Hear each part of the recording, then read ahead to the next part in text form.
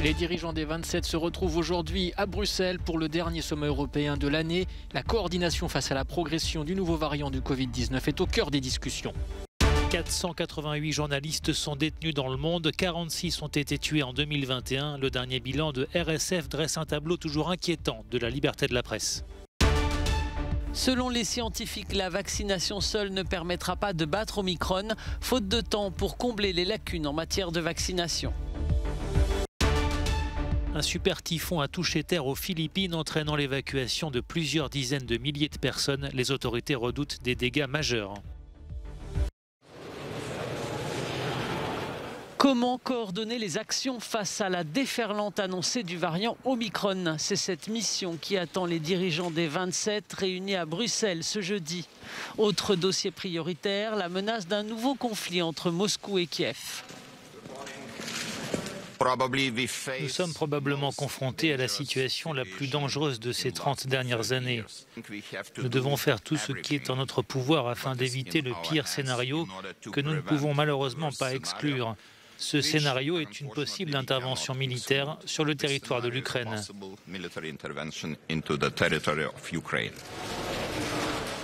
Autre sujet au programme, la migration avec l'afflux récent de réfugiés aux frontières de 3 pays européens que le Bélarus est accusé d'avoir orchestré.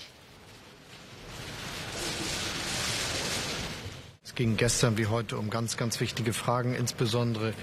s'agit de questions très importantes, notamment celles qui concernent l'attaque hybride du Bélarus à la frontière européenne. Nous avons formulé notre solidarité avec la Pologne, qui est vraiment mise à mal. Et nous ferons tout ensemble pour stopper cela et pour faire en sorte que ce que le régime biélorusse a imaginé ne fonctionne pas. Les actions entreprises par l'Europe jusqu'à présent ont déjà fonctionné.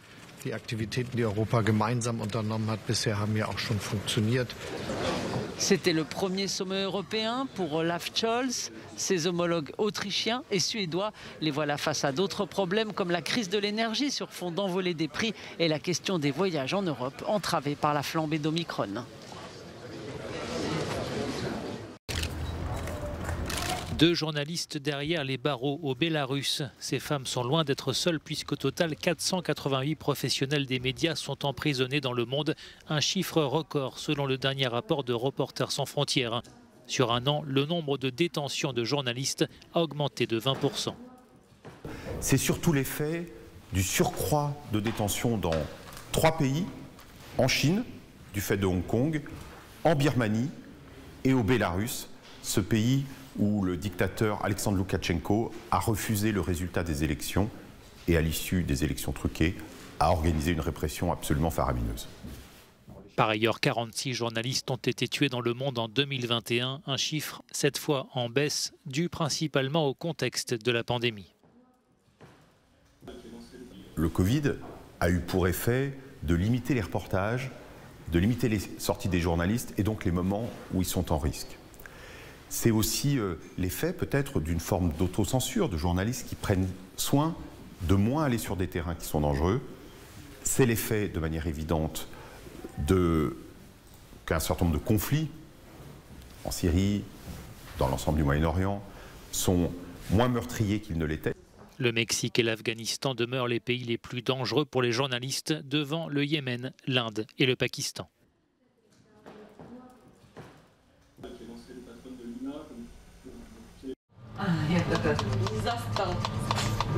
Des chercheurs de Hong Kong ont découvert que le variant Omicron se multiplie dans la gorge et les poumons environ 70 fois plus vite que les autres formes du coronavirus. Cela pourrait expliquer sa transmission rapide. Les scientifiques appellent à une action forte.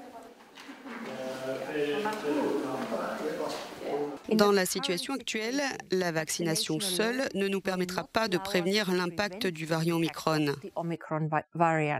Car nous n'aurons pas le temps de combler les lacunes en matière de vaccination qui existent encore. Au Royaume-Uni, où les cas de Covid ont atteint un niveau record avec plus de 78 600 nouveaux cas mercredi, Boris Johnson a confiance en la piqûre. Depuis que nous avons lancé notre appel Urgence Omicron dimanche soir, les gens ont répondu avec un étonnant esprit de devoir et d'obligation envers les autres. Et je tiens à dire que chacun d'entre vous qui retrousse sa manche pour se faire vacciner contribue à cet effort national.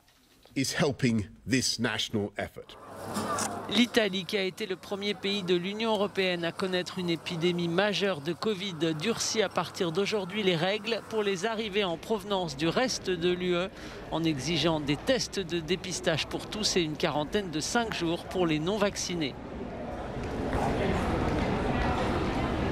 Ici en Pologne, face à l'augmentation des cas de Covid, le pays renforce ses restrictions. Il limite à 30% le nombre de personnes admises dans les restaurants, les hôtels et les théâtres, mais cette mesure ne s'applique pas aux personnes vaccinées. Des restrictions dans le but de booster la vaccination, mais dans toute l'Europe, les anti-vaccins ne sont toujours pas convaincus.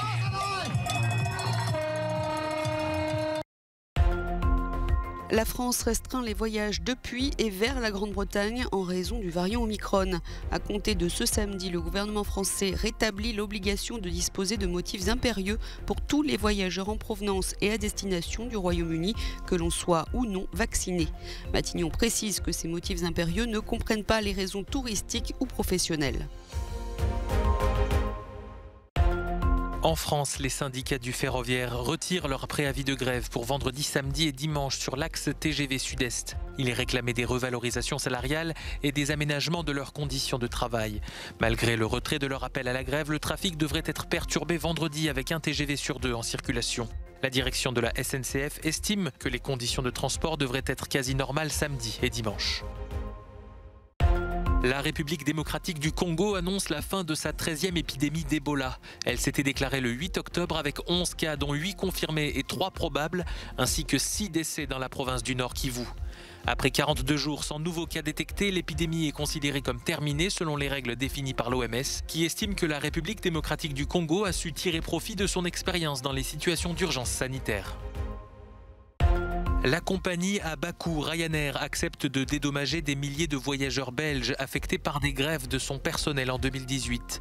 Une opération qui pourrait coûter jusqu'à 13 millions d'euros à la compagnie qui va proposer des avoirs à ses clients lésés. Cet accord à l'amiable passé avec une association de défense des consommateurs permet d'éviter un long procès. En Espagne, une procédure est en cours devant les tribunaux. Un super typhon a touché terre sur l'archipel des Philippines, entraînant l'évacuation de plusieurs dizaines de milliers de personnes. Accompagné de vents proches des 200 km/h, sa puissance est équivalente à celle d'un ouragan de catégorie 5. Il a frappé d'abord la côte est de l'archipel, près de l'île de Siargao, très prisée des vacanciers philippins, les touristes étrangers étant toujours interdits d'entrer aux Philippines en raison de la pandémie. Les autorités locales redoutaient des dégâts majeurs, notamment sur les installations et la végétation du littoral, ainsi que des inondations et des glissements de terrain. De nombreux habitants se sont réfugiés dans des abris. Selon nombre d'experts, le changement climatique rend les typhons de plus en plus féroces et imprévisibles. Le premier réacteur EPR d'Europe est sur le point d'entrer en action. Il est situé sur l'île d'Olkiluoto, dans le sud-ouest de la Finlande. Construit par le consortium franco-allemand Areva Siemens, ce réacteur à eau pressurisée a obtenu le feu vert des autorités pour déclencher la réaction nucléaire. Une première production d'électricité est attendue fin janvier et une production régulière d'ici juin. L'EPR finlandais est inauguré avec 12 années de retard qui ont entraîné d'importants surcoûts. Développé dans les années 90 pour améliorer à la fois le rendement et la sécurité des centrales nucléaires, les EPR sont aujourd'hui très peu présents dans le monde. Seuls 2 sont en service à Taishan en Chine, 2 autres sont en construction à Hinkley Point au Royaume-Uni, un autre à Flamanville en France. Comme son cousin finlandais, l'EPR français a pris une décennie de retard et a vu sa facture gonfler, suscitant de nombreuses critiques sur la pertinence de telles centrales. Mais Paris, qui entend miser sur le nucléaire pour atteindre ses objectifs de neutralité carbone, a mis les EPR au cœur de sa stratégie énergétique.